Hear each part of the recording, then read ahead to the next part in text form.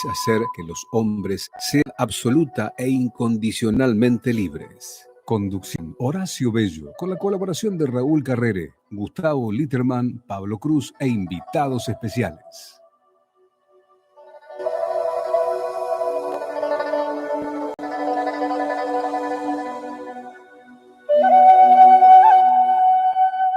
Buenas noches, amigos, amigas. Un nuevo programa de A la Luz de Krishnamurti en nuestro nuevo año 2022. Ya entrando casi en las postrimerías del año, así que para el año que viene les prometemos cambiar el eslogan. Como pueden apreciar aquellos que tienen la fortuna de poder ver el programa, estoy hoy físicamente solo yo, pero me van a acompañar con un audio una amiga que ya estuvo presente en el programa inmediato anterior, y luego Gustavo. Hoy Pablito está ausente con aviso, de que trataremos de desarrollar el programa en ese contexto, ¿no? Ustedes recordarán, y los que no lo escucharon o no lo recuerdan, se los recuerdo ahora. Estela Saavedra nos leyó la primera parte de un texto particularmente interesante y profundo de David Bohm, que habla del vínculo de las personas y cómo se vinculan las personas a través de los mecanismos mentales que los llevan a las posturas que adoptan, ¿no? Trata de desentrañar con un modo muy sistemático, vinculado a su carácter de científico seguramente, cómo se van estructurando los pensamientos humanos y cómo esa estructuración de los pensamientos va distorsionando tanto la visión de cada uno de nosotros como el modo de relacionarnos, ¿no? Tratar de desmenuzar esa cuestión. Bueno, en esta segunda parte que vamos a escuchar a la mitad del programa, vamos a redondear este enfoque de David Bohm, que seguramente lo vamos también a completar con algunos comentarios que vamos a hacer con Gustavo, para ir cerrando esta etapa del texto de David Bohm, sintetizado en 2 audios como ya les dije. Y hoy, un poco saliéndome de mi rutina y de mi forma de desarrollar los programas, generalmente espontáneos, quise rescatar un audio que tenía grabado, que les voy a pedir disculpas si no tiene la calidad de sonido suficiente, que tiene que ver con las relaciones humanas y la capacidad o no que tenemos nosotros de captar al otro, de captar al otro, de captarnos y de relacionarnos también, como hablábamos antes, de una manera un poquito más fiel que la que normalmente tenemos, ¿no? Y a la luz de Krishnamurti siempre ha tratado, no sé si lo ha conseguido, pero por lo menos lo ha intentado, simplificar, hacer lo más sencillo posible lo medular de la enseñanza de Krishnamurti y transportarlo a la vida real, a la vida cotidiana, a lo que todos aquellos que seguimos la enseñanza y los que llegan por primera vez a la enseñanza tienen de realidad en sus vidas. Todos los días nos tenemos que levantar, normalmente para enfrentar nuestros compromisos.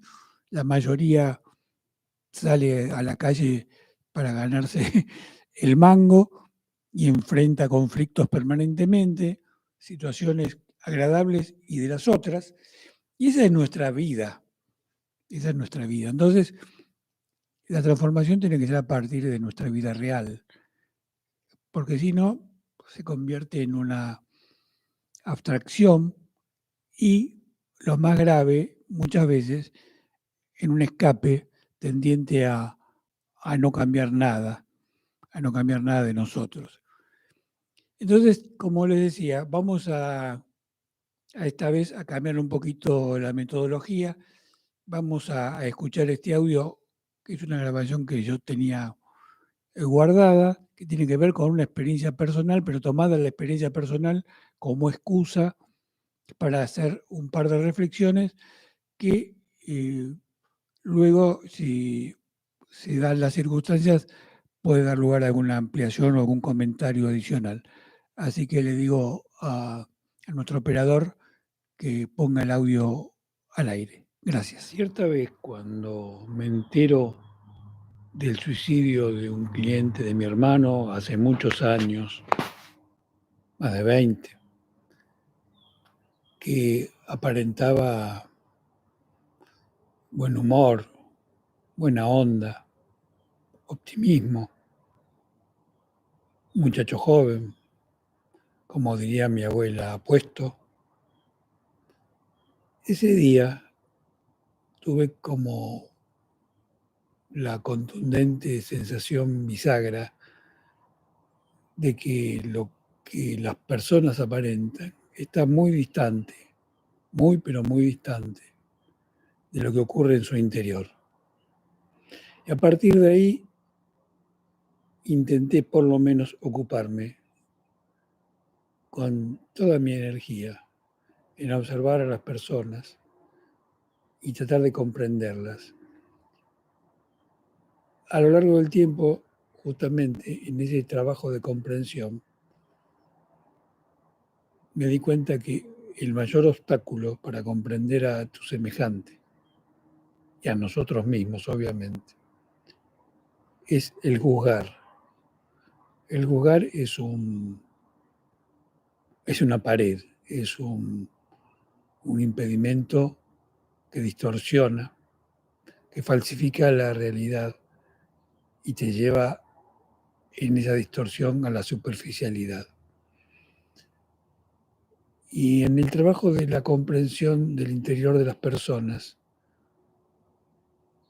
uno, si tiene la paciencia y la energía suficiente, va encontrando la riqueza de aquellas personas que de algún modo van ocultando lo que son, lo que piensan, lo que les pasa interiormente. Y además de una gimnasia que está vinculada directamente a la comprensión de uno mismo, porque en la medida que uno puede profundizar en la comprensión del otro, se conoce, porque todos tenemos pautas comunes mucho más cercanas a la realidad que lo que superficialmente creemos. En ese trabajo uno se enriquece, decía.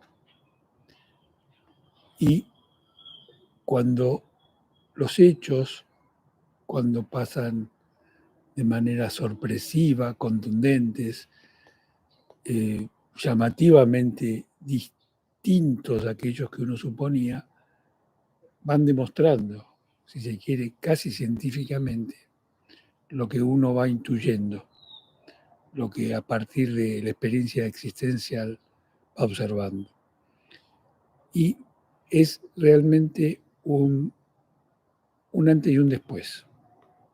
Por eso invito a todos aquellos que todavía están anclados en el juzgarse y en el juzgar, a vivir de otro modo, en la observación lisa y llana, porque esa observación lisa y llana, que exige un gran trabajo interior, es la fuente de la riqueza de nuestra vida.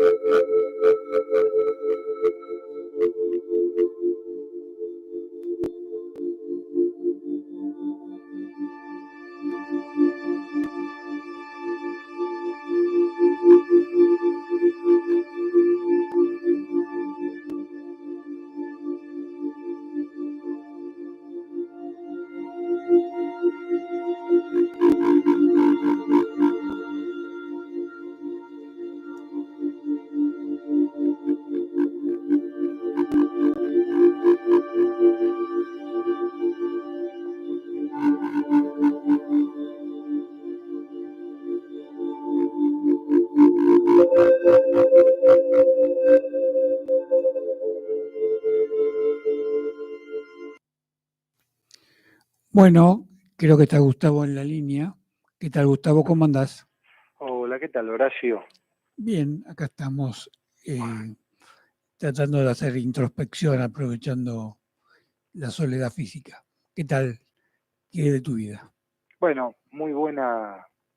No sé qué puedo opinar una persona que esté escuchando el programa, ¿no? Pero a mí la música realmente me gustó muchísimo. Ah, bueno, me alegro. Creo Mm, que creo que es la música, digamos, adecuada, ¿no? Muchas veces para los temas que intentamos sentir, Sí, no general, tratar, no claro, tratar. claro. Pero vuelvo a repetir, qué sé yo, a nivel radial se imponen otros otro tipo de temas, ¿no? Como siempre hablamos, quizás muchas veces después de las lecturas que hacemos, uno debería hacer un silencio prolongado. Pero bueno, la radio impone otros ritmos, ¿no? Y quizás, por eso digo, la música es fabulosa. Quizás alguien que está escuchando la radio cambió el dial porque dice, bueno, pero, pero sí creo que es la música adecuada. Sí, yo diría que si hay alguien que estaba escuchando la radio sin querer ser selectivo y cambia el dial, hace bien en cambiar el dial. No, Porque, eso, no, porque lo que quiero decir es que no es para él este programa. pero bueno, eh, pulgar para arriba para la música. Sí, creo que hay que buscar a veces el equilibrio en un programa que dura una hora para no tener una intensidad que pueda generar por ahí la pérdida de la atención, porque no todas las personas que escuchan el programa por ahí tienen la gimnasia que tienen otros para estar concentrados en su energía para reflexionar sobre temas que no son los cotidianos, ¿no? Entonces, con sencillez uno trata de hacer algo de docencia en el sentido de generar condiciones para que la atención se mantenga el mayor tiempo posible, ¿no? Y de esa forma lograr el objetivo que es difundir y que se escuche lo que tratamos de decir o tratan de decir otros en los audios, en los textos que leemos, ¿no? Sí, bueno, fundamentalmente otros, ¿no? Pero tampoco tan así, ¿no? Porque en realidad lo que resuena eh, en cada uno de nosotros, venga de donde provenga, implica que uno desde algún lugar tiene una cercanía con eso y que otra persona haya sido capaz, quizás por su facilidad de palabra, si es una alocución oral o su extraordinaria facilidad para escribir, que no es nada fácil, ¿no? Que lo que hemos intentado escribir o hemos escrito algunas veces algunos artículos nos damos cuenta lo complejo que es escribir, ¿no? Porque cuando uno lee un libro muchas veces eh, olvida o pasa por alto, ¿no? Eh, no es fácil, no es fácil primero pergeñar la idea central, después las subideas que se van a ir volcando cuando es el caso de un libro. Y uno muchas veces al leer un libro olvida eso, ¿no? Y realmente creo que tenemos que darnos cuenta, ¿no? Lo complejo que es. Sí, Lo creo complejo. que como muchas otras cosas, el método es un instrumento necesario. Cuando vos transmitís a partir de un texto lo que estás sintiendo, lo que pensás, tenés que buscar una metodología para que eso que vos transmitís llegue. Claro, Y no hay otra manera que un método que genere una manera de acercamiento al otro, saber o tener lo más claro posible a qué público te estás dirigiendo, quién es el receptor presunto de aquello que vos querés transmitir y de esa manera encontrar la manera del modo más adecuado, ¿no? De comunicación. Y es difícil, como vos decís, es difícil, pero nunca hay que perder la espontaneidad. que eso es otra cuestión que muchas veces hace que se equilibre el mensaje, ¿no? En aras de encontrar una forma, perdemos la espontaneidad, y en la pérdida de la espontaneidad perdemos la autenticidad. Ese equilibrio es muy complicado. Sí, sí. Bueno, ahí está el tema de las grandes creaciones, ¿no? Claro. Hay personas que diciendo o utilizando muy pocas palabras o escribiendo muy pocas palabras pueden transmitir mucho, ya sea de la parte oral o escrita, y hay otros que utilizando impresionante cantidad de palabras transmiten muy poco, ¿no? Pero bueno. Yo creo que viene a cuento para aquellos que no han visto los videos de Krishnamurti, tener en cuenta lo sorprendente que era la manera de comunicación de él en cuanto a lo espontáneo y al mantenimiento de una coherencia absoluta en un discurso de 1 hora y media. Realmente es algo casi, no quiero utilizar una palabra, algo así como sobrenatural, pero cualquiera que ha tenido experiencia de ese tipo y conoce a aquellos que tienen oficio en las alocuciones, en los discursos, saben lo complejo que es mantener un discurso espontáneo y que no tenga contradicción alguna. Creo que como referencia a lo que vos trajiste un poquito a colación, viene a cuento lo de Krishnamurti, ¿no? Sí. Mira, yo a lo que vos decís voy a agregar una de cal y una de arena. Dale con la de cal, a ver. No, primero, por ejemplo, quienes han leído, digamos, libros donde desarrolla en cada ciudad que toca 7, 8 conferencias, va viendo que cada conferencia cierra en sí misma y la suma de las conferencias cierra una totalidad, sí. Lo cual eso es muy importante. Ahora, como el nivel de Krishnamurti, por ejemplo, que se refleja en Diario 1, es un nivel superlativo, dar las conferencias para, digamos, públicas, para gente de distinto nivel, lo que él hacía se tornaba un poco más sencillo porque bajaba mucho su nivel vibracional.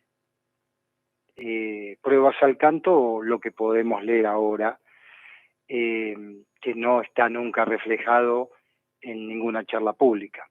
Es decir, para que, voy a poner un ejemplo burdo, acostumbrado, es decir, teniendo la posibilidad de manejar a 300 kilómetros por hora, cuando manejaba a 100 kilómetros por hora era bastante sencillo tener esa coherencia de la cual vos hablas. Bueno, no sé si es sencillo, porque habría que ver si nosotros manejando 100 kilómetros por hora... No, nosotros no, nosotros no podemos, no, te explico. No nosotros, pues nosotros no podemos manejar a 300 kilómetros por hora. Por eso te digo, cuando ahora, por ejemplo, lea un párrafo, tengo varios resaltados, pero uno en particular,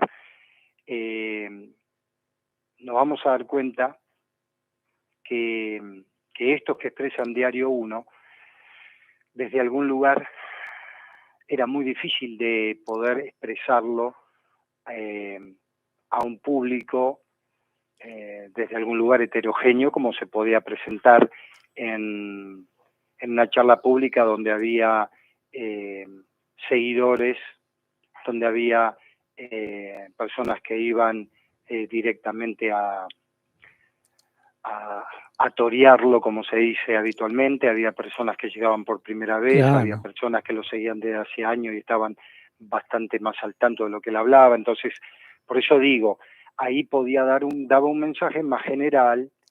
En el caso de Diario 1 lo que hace es puntualmente, en muchos casos, manejarse en el límite entre dos realidades. Bueno, pero no es contradictorio lo que dijimos antes con lo que estás diciendo, porque justamente Krishnamurti tenía muy en cuenta a quién se dirigía en cada caso. Sí, sí, claro. El tema es de Ya. encontrar una coherencia entre el receptor y aquel que emite el mensaje.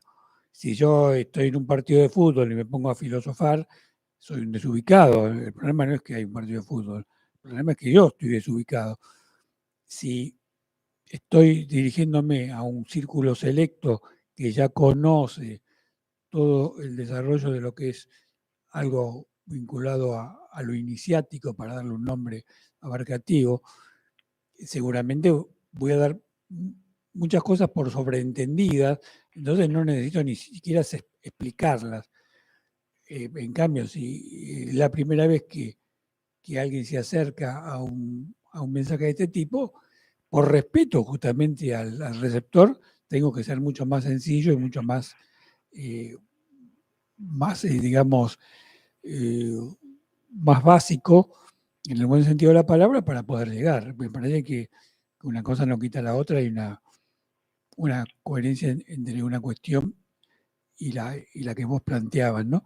Y yo te quería preguntar, si vos querés que leamos el texto que tenés ahora y luego, como cierre del programa, ponemos el texto de Estela Saavedra de la segunda parte de BOM, o preferís hacer a la inversa. Lo dejo un poco a criterio tuyo, de acuerdo al contenido de lo que Mira, trajiste. ya que estamos hablando de esto, como Sí, para ejemplificar un poco lo que hablábamos, sí. podemos leer el texto, si te parece. Dale, bárbaro. Bueno, esto dice así.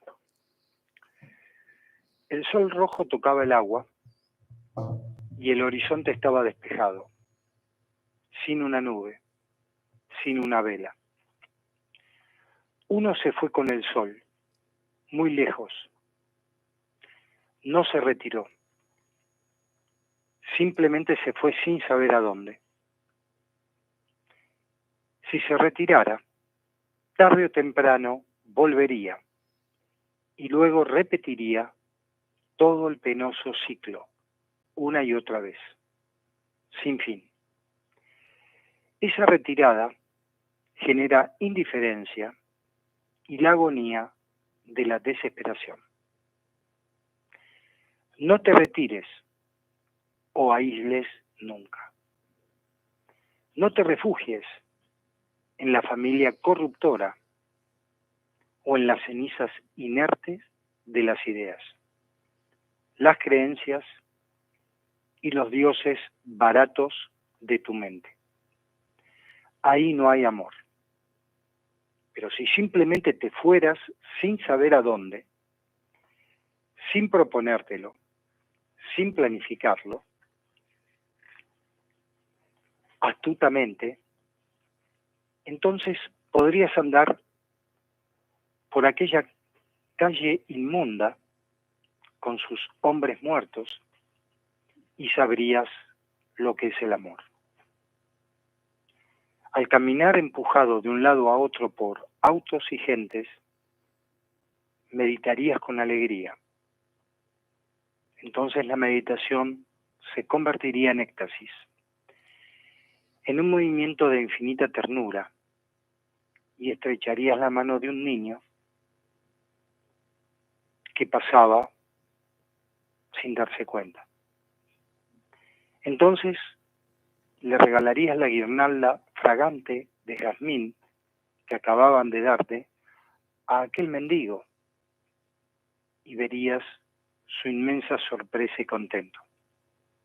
Entonces sabrías que lo eterno estaba siempre allí, a la vuelta de toda esquina, bajo aquella hoja muerta y aquella flor caída. Fíjate que poéticamente es muy bello, y como creo que decía Dostoyevsky, ¿no? La belleza salvará al mundo. Pero aparte de eso, habla de un salirse del sí mismo, de todas las imágenes, de todos los contenidos psíquicos, de todas las estructuras que uno tiene, que lógicamente eso en una charla pública no te puedo decir no te refugies en la familia corruptora o en las cenizas inertes de las ideas. Es muy fuerte. No es las creencias y los dioses baratos de tu mente. Esto lo está diciendo en Bombay en el año 62. Fíjate lo que es incluso la India hoy respecto de su cantidad de dioses, y decir esto en un público hindú es, ¿viste? Sí, pero sí, perdóname, ¿no? Y yo creo que es abarcativo para cualquiera por la simbología que tiene, porque claro, la familia con su corruptela puede extenderse a un concepto mucho más abarcativo que la familia primaria de cada uno, ¿no? Totalmente, ¿no? Claro. No, está hablando yo creo que de una familia más profunda, que es la familia de todas las imágenes que nosotros llevamos con nosotros día a día. Claro. ¿No? Realmente es tan fuerte el texto que es como para cerrar el programa y decir, bueno, nos vamos para reflexionar. Pero bueno, el programa tiene que seguir y por lo tanto vamos a tratar de respetar la calidad de sus palabras, tratar de que queden suspendidas el mayor tiempo posible en el éter como para poder masticar esto. Y cada uno de nosotros, vos y yo, también creo que tenemos que reflexionar mucho sobre este texto, ¿no? Cómo nos llega a nuestras vidas particulares, cómo nos alejamos sin quererlo del mensaje cuando nos dogmatizamos, cuando idealizamos, cuando llegamos a conclusiones absolutas que de buena fe usamos, pero que naturalmente, y utiliza la palabra naturalmente en su sentido más amplio, que naturalmente nos aleja, ¿no? Porque nuestras ideas siempre alejan de la realidad. Lo máximo que podemos hacer es comprender que es así. Mirá, redondeando un poquito, ¿no? Sí. Lo que vos decís, después redondeo desde una sensación propia, pero sí. Fíjate que en un pequeño párrafo dice, no hay salvador ni maestro alguno que pueda conducirnos a ese lugar. Uno tiene que abandonarlos y perderse donde su pensamiento no pueda encontrarlo. Es decir, a uno mismo, ¿no? El propio pensamiento, hundirnos en un espacio interior donde nuestro propio pensamiento no pueda llegar, ¿no? Y ahí te das cuenta, muchas veces, ponele un mensajito que recibís de tu señora que dice, salí para casa. O el hecho de que llegues a tu casa y te esperen con un mate caliente. Es decir, algo tan sencillo, tan simple, pero que cuando la sensibilidad se desarrolla, eso adquiere un valor impresionante, como de repente saber que vos ahora vas a poder salir caminando de tus medios, por tus propios medios de la radio, cuando algo me parece tan normal y natural, y no lo es algo mágico, es algo maravilloso, ¿no? Y nosotros nos perdemos sin darnos cuenta, ¿no? Quizás en el hecho ahora que estamos en primavera, de que capaz pasás por un jardín y pasaste 50 veces por ese jardín, y un buen día pasás y te das cuenta que esa planta está en flor y estaba los días anteriores y no te diste cuenta. Y no la viste. Y en ese momento la viste y se produce un insight y vos decís, pero esto es mágico. Y la magia, por eso, es lo que decía Krishnamurti, la magia está a la vuelta de de cada esquina, lo maravilloso, lo extraordinario, lo portentoso de la vida, en cosas simples, en cosas sencillas, impactantes. No por lo que diga él, uno tiene que sentir ese impacto, ¿no? Uno tiene que en algún momento darse cuenta de la extraordinaria riqueza que uno tiene.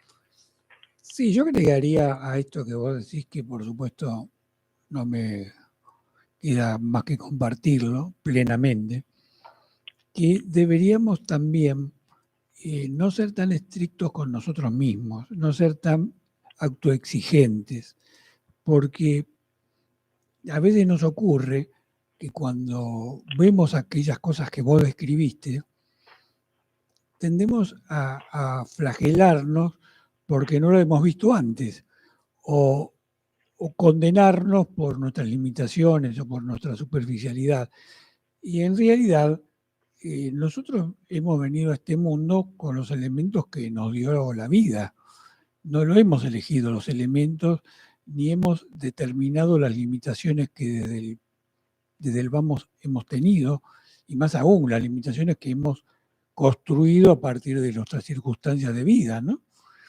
Entonces, creo que, y ahí está un poco la dificultad de enfrentar la vida cotidiana con equilibrio, ser sensible, estar siempre atento a la belleza de la vida y a la magnificencia de la existencia, pero no tener una actitud extremadamente crítica hacia nosotros, cuando en realidad nosotros somos seres limitados y eso es un hecho irremediable. Por eso me parece que cuando vemos estas cosas, nunca tenemos que parar de vista esta cuestión de manera tal de poder vivir sanamente, de poder vivir sin sentirnos mal con nosotros mismos en las decisiones que tomamos, sin, por supuesto, renunciar al cambio que obligadamente debemos encarar, ¿no? Pero sin tener una moral que nos aplaste en la toma de decisiones y en las decisiones justamente libres que debemos adoptar todos los días. Esto quería agregar sobre esta cuestión. Bueno, hoy estoy a modo de nuestro viejo, querido e inolvidable Omar, ¿no? Sí. Que siempre en las reuniones, a lo que decíamos, sacaba una frase propia de Krishnamurti como para darle un vuelo a la cosa, en relación a lo que vos hablabas. Fíjate esta sentencia de Krishnamurti: mantente tan alejado que ni tú mismo puedas encontrarte. Mantén una distancia que nunca pueda ser salvada. ¿Qué es lo que vos decís? Es decir, hay autoexigencia si nosotros establecemos comparaciones, claro, con esas imágenes propias, internas, con esto que muchas veces nos autoexigimos, pero cuando de repente existe esta distancia, ¿no? de este renglón tan sencillo y tan portentoso, ¿no? Mantente tan alejado que ni tú mismo puedas encontrarte. Entonces todo se torna maravilloso, porque las cosas pueden salir desde Gustavo, pueden salir bien o pueden salir mal, pero desde las profundidades de lo que cada uno de nosotros somos, de esa inmensidad, de esa creación absoluta, porque no nos olvidemos que venimos de una célula que se fue subdividiendo en una inteligencia tan extraordinaria que fue generando células hepáticas, células cerebrales, ¿no?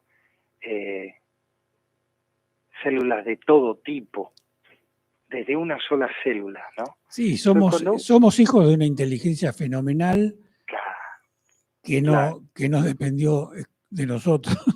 Claro, claro. Esa es la Entonces, vos, realidad. al ver, al poder sentir esa magnitud, ¿no? Operando, porque es operativa, ¿no? Sí. Porque es operativa. Uno encuentra algo extraordinario. Hoy escuchaba una anécdota de Vamos a hace... tomarnos un minutito más, así tenemos el respeto después de escuchar el texto de Estela. Dale. Dale. Pero contá esto. Una anécdota de un alcalde de Nueva York en los años, yo creo, sí, comienzo de este siglo, que en la Quinta Avenida, en el pavimento surge una flor y automáticamente habla con el jefe de tránsito y envía a un policía a que desvíe el tránsito hasta tanto esa flor dejara de existir, ¿no? Eso es un acto de una belleza extraordinaria, y a mí me pasó como taxista ver en Leandro Alem un impresionante girasol florecido. Viste que Leandro Alem tiene una parte que tiene como árboles en medio de la calle, medio, un bulevar, sí. Pequeños bulevares, y ahí había nacido un girasol, ¿no? Siempre me impactó eso que pude ver, y hoy escuchando esta anécdota de ese alcalde de Nueva York, que lógicamente en el caos de la Quinta Avenida te imaginás que desvíen el tránsito por una flor. ¿Cómo se habrán acordado de la madre del alcalde? Pero ¿de qué capacidad disponemos cuando queremos de cosas extraordinarias, ¿no? Bueno, vamos al texto leído. Bueno, te invito, si querés quedarte para cerrar el programa, como vos quieras. Vamos al audio. Gracias. Dicho de otro modo, la representación se entremezcla con la presentación de forma tal que lo presentado como percepción ya es en buena medida una representación, es decir, una nueva presentación. Así es como tenemos lo que podríamos llamar una presentación neta, la resultante de la actividad de los sentidos, del pensamiento y posiblemente de algún tipo de intuición. Elementos todos que se entremezclan para configurar una presentación neta. Sintetizando, pues, el modo en que experimentamos algo depende de la forma en que nos lo representamos o nos lo mal representamos. Si usted se representa a sí mismo como una persona noble, capaz y honesta, esa representación influirá en la percepción que tenga de sí mismo, y así será también como usted se perciba. Ahora bien, otra persona puede brindarle una representación diferente, por ejemplo, que es un mentiroso y un estúpido, una representación que también influirá en la percepción que tenga de sí mismo y que puede llegar a conmocionar profundamente todo su sistema neurofisiológico. En tal caso, la presión a la que se haya sometido el pensamiento para representarse la situación de un modo más adecuado constituye el origen mismo del autoengaño. Nosotros no solemos percatarnos de que la relación biunívoca existente entre la representación y la presentación, porque el pensamiento parece incapaz de darse cuenta de que esto es precisamente lo que ocurre.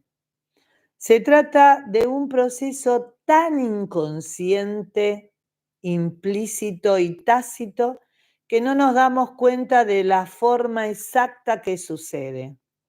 Por alguna razón, sin embargo, el pensamiento los confunde. Es como si la información penetrase a través de los sentidos y una vez en el cerebro se entremezclará con otro flujo de información procedente del pensamiento, dando origen a lo que hemos denominado presentación neta. Debemos comprender que la mayor parte de nuestras representaciones son creaciones colectivas, las cuales les otorga un enorme poder. Y como no queremos estar al margen del consenso general, solemos tomar el hecho de que todo el mundo esté de acuerdo con respecto a algo como una prueba de su validez. Continuamente nos hallamos bajo la presión de aceptar determinadas representaciones y verlas de ese modo. Lo que llamamos yo, por ejemplo, se nos representa de una forma que determina en consecuencia la manera en que se nos presenta. Pero se trata de una representación fundamentalmente colectiva cuyas características generales están determinadas por la colectividad y en que el papel del individuo se limita a los detalles concretos.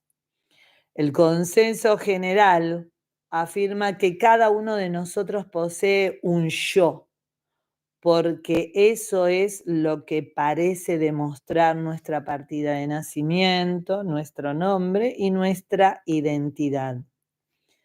Son muchos, por ejemplo, los países en los que está instaurado el uso de un carnet de identidad. Disponemos de una cuenta corriente en el banco, podemos comprar terrenos quizás, labrarnos una profesión, etcétera, etcétera. Todos estos son representaciones de lo que somos y en consecuencia así es como se nos presentan. Consideremos ahora, por último, una representación muy frecuente de nuestra sociedad, la de que uno tiene que cuidar de sí mismo e ir con cuidado con los demás porque son peligrosos y no se puede confiar en ellos. Una representación que da lugar a una respuesta no solo externa, sino también interna y activa una reacción neuroquímica que pone en marcha cierta tensión corporal. Y si bien es cierto que el mundo es un lugar peligroso, este planteamiento es inadecuado. El mundo no es hostil porque la gente sea intrínsecamente mala, sino por las falsas representaciones que normalmente damos por sentadas. Tenemos que ver con claridad la causa correcta y en consecuencia no podemos acercarnos a las personas como si fueran intrínsecamente peligrosas, sino como víctimas de falsas representaciones.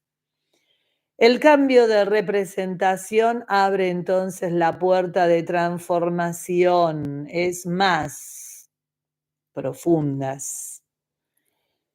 No estoy afirmando que eso sea sencillo, ni que tampoco sea complejo.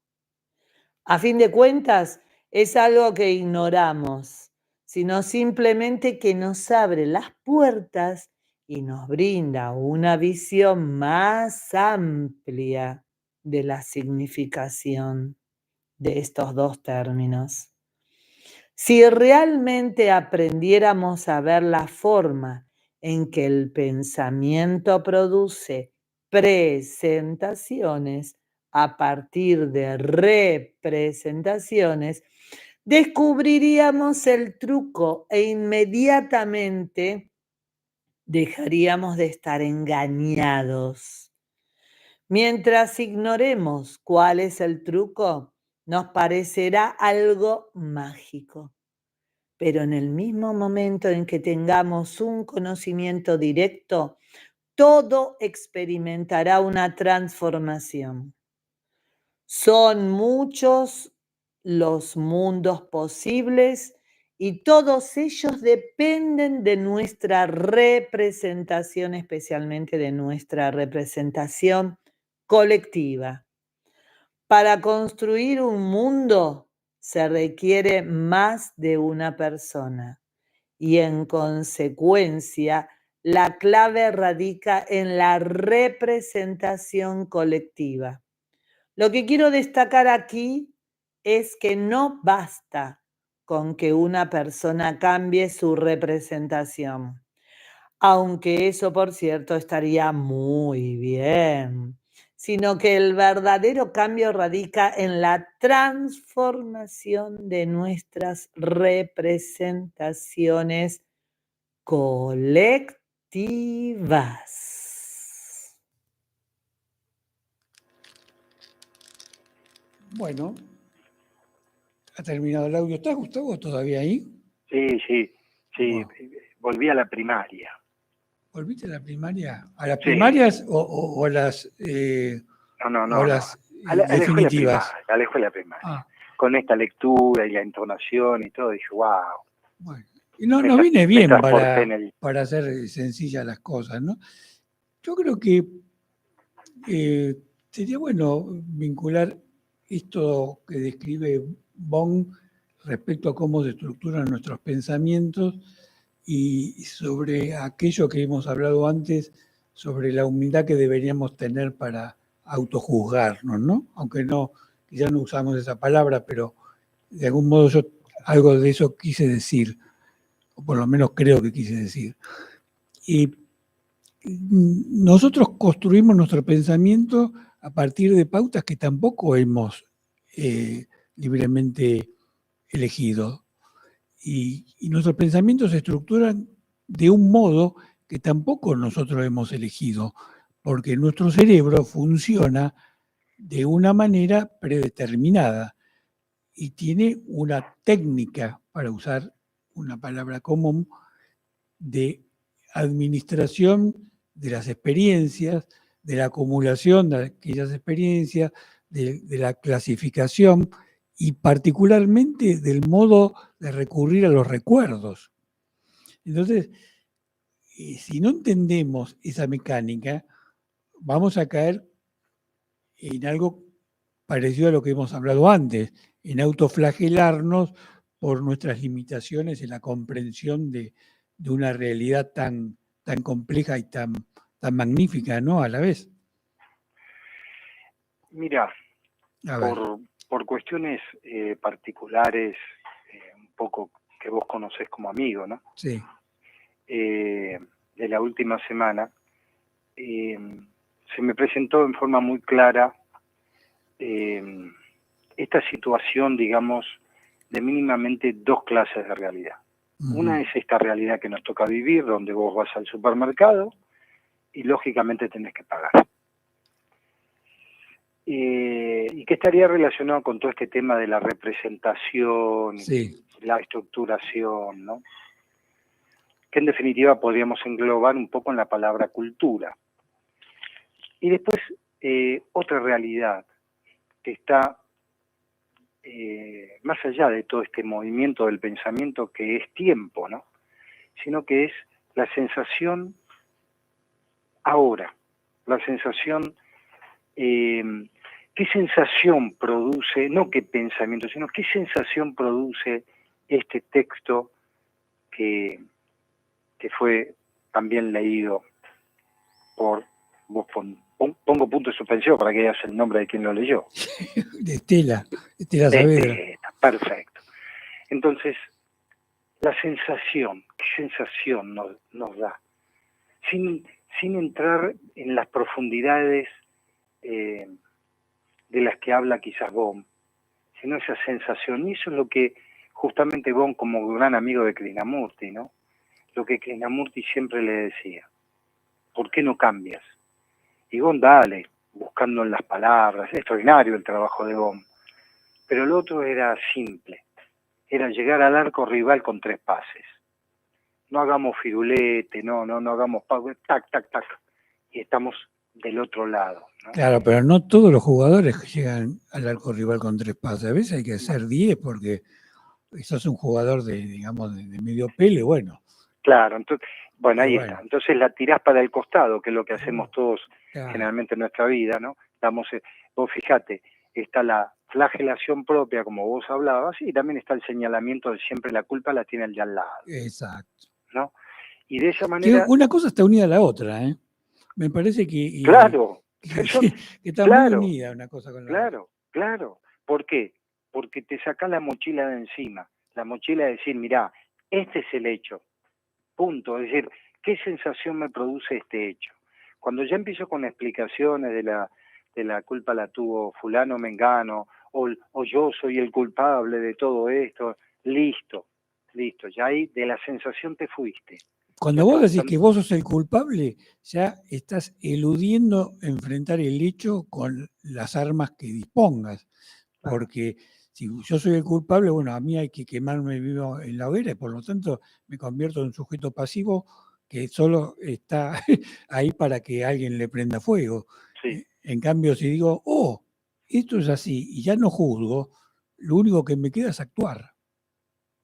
Claro, es que estás encontrándote con la energía en sí mismo, que es lo que muchas veces en los textos, y discúlpenme si me repito, en el Diario 1 aparece.